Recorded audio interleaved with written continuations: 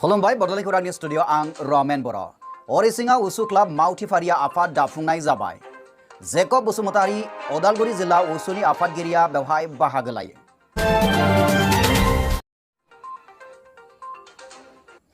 कंग्रेस राजखान्थि दोलोआ 28 नं गसाइगाव विधानसभायाव फैगौ उफ्रा बिसायख'थियाव सान्थालि हारिनि सुबुंनो बिजाथि होनो साखाफारा बे खोथाखौ बुंदों रकिबुल हुसेना। गसाइगाव जिल्ला बिपिएफनि गोदानै दाजानाय मावफुं सोद्रोमाफोरनि समायखिरा लानाय हाबाफारिया जानानै थांबाय।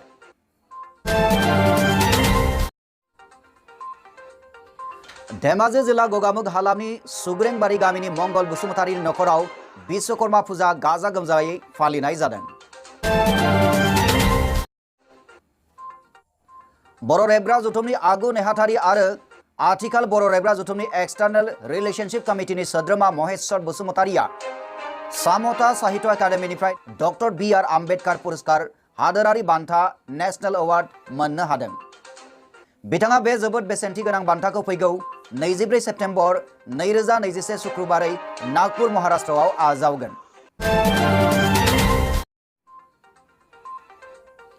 पद्म आनन्द दालाय दुलाराय बर' फरायसा आफादा 16थि बोसोरारि मुंख्लं सान फालिबाय।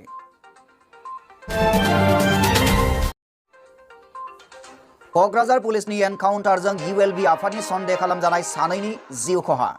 फुंनि समाव क'क्राझारनि लुंसुङाव जानाय बे एनकाउन्टाराव जनक कुमार ब्रह्म आरो जोंसार मुसाहारि मुंनि सानै ULB आफादनि सोद्रोमाया पुलिसनि गुलियाव जिउ गोमायो। बेराफारसेथिं बे एनकाउन्टाराव जिउ गोमानाय जोंसार मुसाहारिनि अनसुलि बिसिया गावनि गोरलै गथ'खौ बिखायाव बोजबना दाहाजों फोरमायनाय बादिब्ला गावनि अनसुला फिसायनाव जेबो दाय गैयामोन आरो ULB आफादनि सोद्रोमाबो नङामोन। बेखायनो समाजो खोन्थासिगोन बबे खौराङा थारैनो थार खौरांमोन। बाक्सानि तामुलपुर जौसिन फरायसालियाव हेन्डलुम स्किल फर रुरेल इकनमिनि सायाव आइजोफोरखौ लानानै BTR खुंथायनिफ्राय मावबादा खुंफुंदों। Action group for rural advancement NGOनि बानजायनायाव खुंफुंजानाय बे मेलाव गाहाय आलासि महरै नुजाथिदों BTR खुंथायनि हेन्डलुम टेक्सटाइल बिफान आरो फुड प्रसेसिं बिफाननि मावफुंगिरि सोद्रोमा धनन्जय बसुमतारी। बे मावबादाखौ सामलायदोंमोन UPPL दोलोनि CWC सोद्रोमा हेलेना स्वर्गियारी आरो बे मेलावनो नुजाथिदोंमोन BTRनि गाहाय मावफुंगिरि सोद्रोमा प्रमद बर'नि बिसि पारुल भराली बर' बिथाङा। दिबाकर गस्वामी CHD आरो गोबां UPPL दोलोनि दैदेनगिरिजों लोगोसे गोबां आइजो गावसुंथा आफादनि दैदेनगिरि बिथांमोना। दानाय लुनाय बिथिङाव जौगानाय आरो दानाय लुनायखौ फालांगियारि थांखिजों खामानि मावनायनि थाखाय गावसुंथा आफादफोरनो मदद होनाय। दानाय लुनाय आखा फाखा बिसोरनो बिफाननिफ्राय थुलुंगा होनानै गोबां जि दिहुनथायखौ बांहोनाय। जायफोर गावसुंथा आफादा आसार बानायनाय बिथिङाव रोंखा राखा बेफोरबादि गावसुंथा आफादनो फुड प्रसेसिं बिफाननिफ्राय अनसुंथाइ होनानै आसार बानायनाय आरो बेखौ फालांगि खालामनानै रांखान्थि बिथिङाव दावगाहोनो थाखाय खामानि मावनायनि बिथांखि लानाय जादों होनना धनन्जय बसुमतारीया मोनथिनो होयो। बेजों लोगोसे थानाय BTCनि रां बावजायाव COVID-19 थासारिनि थाखाय बारा फैसा फैयासै आरो बिनि थाखाय गोबां गावसुंथा आफादनो अनसुंथाइ होनो हानाय नङा। नाथाय फुड प्रसेसिं बिफानाव मिरु सोरखारनिफ्राय गोबां रां फैगासिनो। रां फैयोब्ला जों गोबां गावसुंथा आफादफोरा रांखान्थि जौगानायनि थाखाय खामानि मावनायनि थुलुंगा होगोन होनना बिबुंथि लाखियो। जोङो तामुलपुरावल' लायाखै, सारा जोंनि मोनब्रै जिल्लायाव आं गिदिंगासिनो दंखायो। हेन्डलुम एन्ड टेक्सटाइल डिपार्टमेन्टआव बबेहाय मा सि दङ, बबेहाय सोरबायदिया माबायदि सि दादों, मा मडेलजों दादों, हेन्डलुमजों दादों ना पावारलुमजों दादों, बेखौ गासिबो नायबिजिरनानै आङो मोनदांजोब्बाय बे साक्सेस जागोन। सार BTCआव गोबां सेल्फ हेल्प ग्रुप दङ, बेफोरखौ माबायदि नोंथाङा माबायदि बासिनानै रानना? दा आंनि डिपार्टमेन्टआ मोननै डिपार्टमेन्ट, मोनसे जाहैबाय फुड प्रसेसिं आरो मोनसे जाहैबाय हेन्डलुम एन्ड टेक्सटाइल। स्पेसियेलि जोङो नैबे फुड प्रसेसिंनि थ्रुयै जोङो सेल्फ हेल्प ग्रुपफोरखौ फोजाखांनायनि बेबस्था जों लादों। जेरैहाय जोङो थालिरनि चिप्स बानायनाय, आलुनि चिप्स बानायनाय, आसार बानायनाय, नाफाम बानायनाय, गोबां जाग्रा आइटेम बानायनो थाखाय बिसोरखौ जोङो माने स्किल ट्रेनिंनि थाखाय जों बेबस्था खालामगासिनो दं। सार दा BTR गभर्नमेन्टर आन्डाৰত আমি একশ্যন ফৰ ৰুৰেল এডভান্সমেণ্ট NGOৰ কোলাবৰেটৰ আমি এটা আজি ইয়াত ৱৰ্কশ্বপ পাতিছিলোঁ মহিলাসকলৰ ইকনমিক ডেভেলপমেণ্টৰ কাৰণে হেণ্ডলুম সেই বিষয়ত আমি ৱৰ্কশ্বপ পাতিছিলোঁ আৰু ইয়াত বহুত সঁহাৰি পাইছোঁ মহিলাসকল আহিছে আৰু ভৱিষ্যতে আমি হেণ্ডলুমটোক এটা নিজৰ উপাৰ্জনৰ এটা খুব ভাল পথ হিচাপে তৈয়াৰ কৰি দিবৰ কাৰণে আমি প্ৰথম আজি গৈবাৰীৰ পৰা ষ্টাৰ্ট কৰিম বুলি ভাবিছোঁ কাৰণ শিৱসাৰৰ সমষ্টি হয় এইটো আমি বিচাৰোঁ যে প্ৰত্যেক ঘৰৰ যাতে মহিলা হওক বা গোটেই ঘৰখনেই স্বাৱলম্বী হয় টকা পইচাৰ কাৰণে অভাৱত যাতে কোনো ল'ৰা ছোৱালী নপঢ়াকৈ থাকিব লগা নহয় মেডিকেলৰ কাৰণে যাতে কাৰো ওচৰত হাত পাতিব লগা নহয় গতিকে সহজতে কৰিব পৰা কাম মহিলাসকলৰ বোৱা কটাটো অতি সহজতে কৰিব পাৰে কাৰণ এইটো পৰম্পৰাগতভাৱে বছৰ বছৰ চলি আহিছে সেইকাৰণে আমি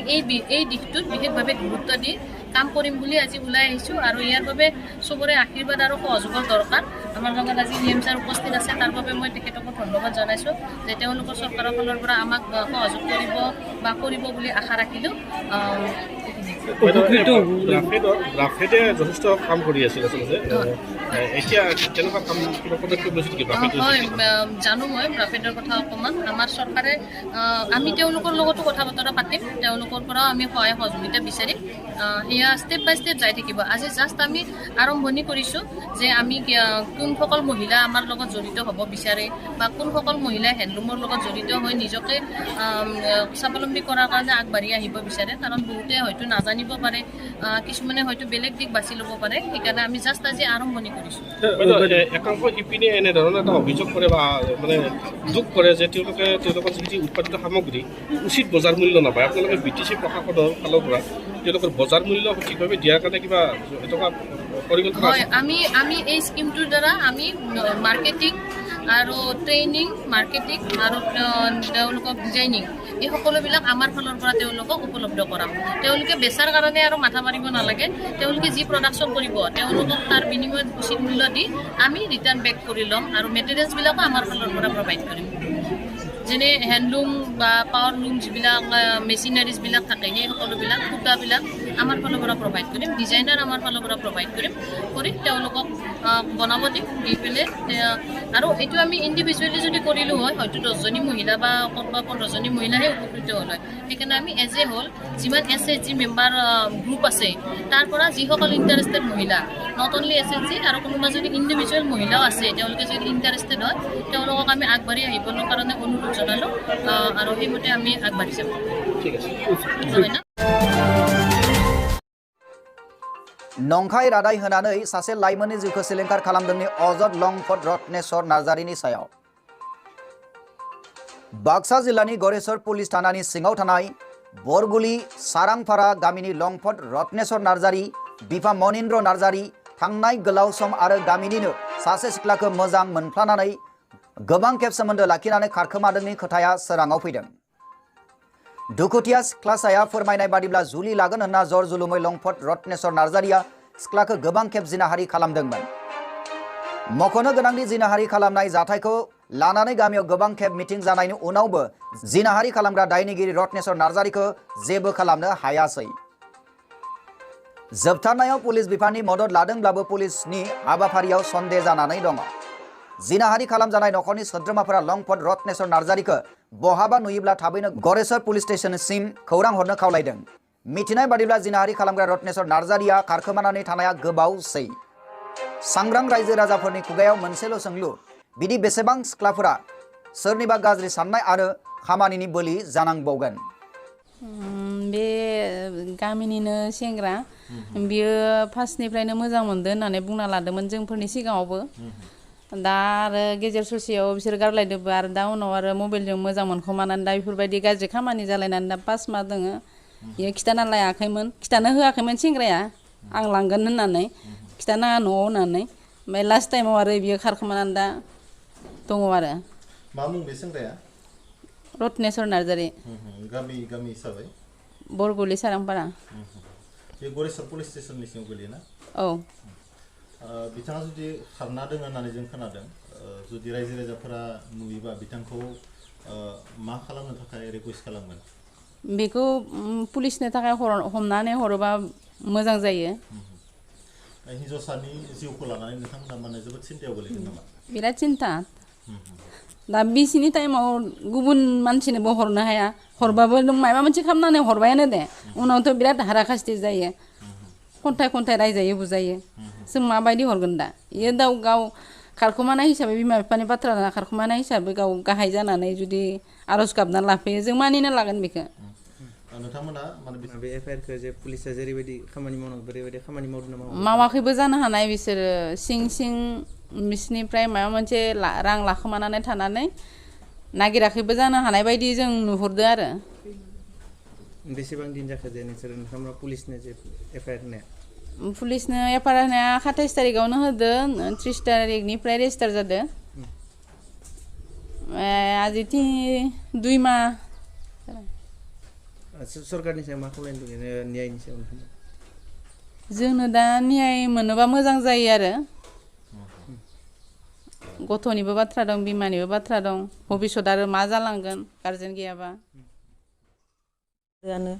दा बिनि सायाव आरो बि हौवाया जुदि लाङाबा जों बे गथ'खौ मा खालामनाया मोजां जागोन जोबोद माने जिंगायाव गोलैदों नामा नोंथांमोना फिसाजोखौ लानानै बेसेबां सिन्था जों दिनै आखाम दै गैया बेसेबां खान्थि गैया उन्दुबाबो जों मुगासेल' उन्दुलाङो बेनिफ्राय एकार हरावनो जों 4 मोना गाहाम गोनां जायो बे सेंग्राया माने बहाबा खारना दं होननानै खोनादों बाथ्राया सैथो बियो गावनि फिसाजोखौ बिदि जानायखौ माने खोनानानै मिथिनानै दिनै समाव बोरै माने मोनो गोसोफोरा जोंथ' दा इमान गिदिर गावनि गथ'खौ बिदि जाना थाना जों दाउ अमा बायदि जों बुथारनाबो गारनो हाया मानो हाया जों गथ'खौ लाना जों मोखांखौबो इनि सिगाङावबो जों रायनो हाया मानो हाया जों माथिबा खना फारसे थानानैबाबो जों मोदैखौ हुगारहारो बिदि दा खारखोमानानैथ' दोङोनो दा जों सेंग्राखौ नागिरनानै होफैनो हाबा गाहाम जागौमोन आरो बि लाङा बि मोनसे माबा थागौमोन आरो दा सेंग्राखौ मोनबासो जागोन ना इफोर माबाया इदि होननानै जों सानो आरो दा गामियावबो मिटिं जादों होननाय खोनादों जादोंमोन रायजोफोराबो जेबो खालामनो हाखादिया बिसाखौ एबसुनबो माने बिजिरनो थाखाय होनाय जादोंमोन एबसुआबो खाननै माननि मिटिं जाबाय एबसुआबो मोनबो खालामनो हादिया इसाखौ जेबो खालामनो हादिया एबसुआबो दा जों खोनानो मोनदों नोंथांनि फिसाजोखौ सानसे माने बिफैदोंमोन होननानै बाथ्राया बेसे सैथो फार्स्ट फाइनावनो बियो होनदों आरो आं नोंसानि फिसाजोखौ लांगोन आरो आं गोसो थोदो ओमफ्राय नोंसा आइ आफाया लाङाबा नों मा खालामगोन होनना बुंदोंमोन आं फार्स्ट फाइनावनो ओमफ्राय आइया आंनि बाथ्रा लाखायो आं बुजायबानो लागोन इयो लांगोन आङो ओरै होननानै ओमफ्राय आं फिसाजोखौबो रायदोंमोन आरो नों मानो गामियावनो इदि गोसो थोदो आमुगदो नों इसिनि फरायनानै होनना रायदोंमोन रायनाव बे हौवाखायानो सिखार खालामना लादो मोजां मोनदो होननानै हौवाखायानो सिखार खालामना लादो इनिफ्राय आरो होनदो आरो नोंथांमोना गार्जेन हिसाबै मा लुबैगोन बे सेंग्राया माने गाज्रि खामानि मावदों प्रेगनेन्टबो जादों होननानै नोंथांनि फिसाजोखौ जों खोनानो मोनदों दा माने गाज्रि जाथाय जोबोद माने दुखुनि जाथाय माने सोलिगासिनो दं होननानै खोनानो मोनदों मा जानाय बे गामिनिनो सेंग्रा बियो फार्स्टनिफ्रायनो मोजां मोनदो होननानै बुंना लादोंमोन जोंफोरनि सिगाङावबो दा आरो गेजेर ससेयाव बिसोर गारलायदोंबो आरो दा उनाव आरो मबाइलजों मोजां मोनखोमानानै दा बेफोरबायदि गाज्रि खामानि जालायनानै दा 5 माह दोङो बियो खिथानो होआखैमोन सेंग्राया आं लांगोन होननानै खिथानाङा न'आव होननानै ओमफ्राय लास्ट टाइमाव आरो बियो खारखोमानानै दा दङ आरो मा मुं बे सेंग्राया रत्नेस्वर नार्जारि गामि हिसाबै बरगुलि सारांपारा बे गरेस्वर पुलिस स्टेसननि सिङाव गोलैयोना औ बिथाङा